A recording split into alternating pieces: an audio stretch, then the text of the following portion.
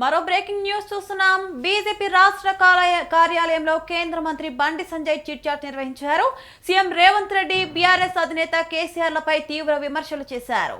కేసీఆర్ పై రేవంత్ రెడ్డి ఉపయోగించిన భాష సరైంది కాదని వ్యాఖ్యానించారు. గతంలో కేసీఆర్ కూడా ఇదే తరహాలో మాట్లాడారని గుర్తు చేశారు. కొస్గి సభలో సీఎం చేసిన వ్యాఖ్యలపై రాష్ట్ర వ్యాప్తంగా చర్చ జరుగుతుందన్నారు. కేసీఆర్ తో రేవంత్ రెడ్డి లోపాయికారిగా ఏదైనా ఒప్పందం చేసుకుని మాట్లాడుతున్నారా అనే అనుమానాలు కలుగుతున్నాయని బాంబు పేల్చారు.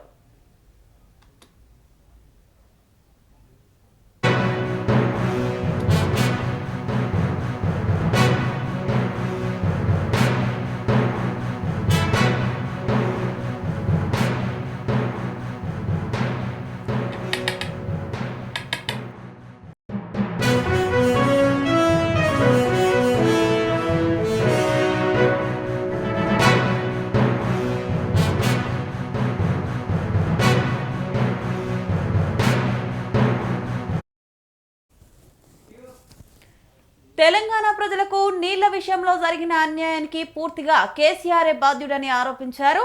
299 టీఎంసీలకే కేసీఆర్ ఒప్పందం చేసుకున్నారా లేదా స్పష్టంగా చెప్పాలని డిమాండ్ చేశారు. కేసీఆర్ ముడుపులు తీసుకొని తెలంగాణకు ద్రోహం చేశారని ఆరోపించారు. తాను అఫెక్స్ కౌన్సిల్ సమావేశం పెట్టాలని భావిస్తే కేసీఆర్ వాయిదా వేశారన్నారు. కృష్ణా జలాలపై మాట్లాడే నైతిక హక్కు కేసీఆర్ కు లేదన్నారు. చంద్రబాబు కేసీఆర్ ఇద్దరికి ముడుపులు ముట్టాయని సంచలన వ్యాఖ్యలు చేశారు.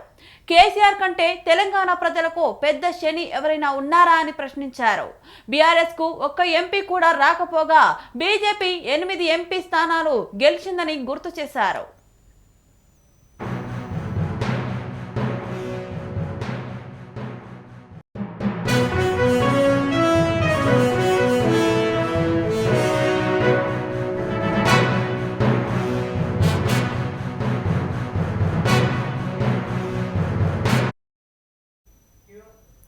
కేసీఆర్ కుటుంబం తప్ప రాష్ట్రంలో ఎవరైనా బాగుపడ్డారా అని నిలదీశారు. బీజేపీ బీఆర్ఎస్ ఎప్పుడూ పోటీ చేయలేదని, కాంగ్రెస్ బీఆర్ఎస్ మాత్రమే పరస్పరం పోటీ చేశాయని వ్యాఖ్యానించారు.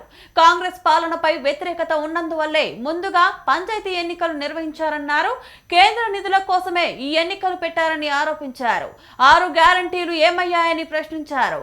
కాంగ్రెస్ ఎమ్మెల్యేలు తిరగబడే రోజులు వచ్చాయని, వారు రహస్య సమావేశాలు నిర్వహిస్తున్నారని సెటైర్లు వేశారు.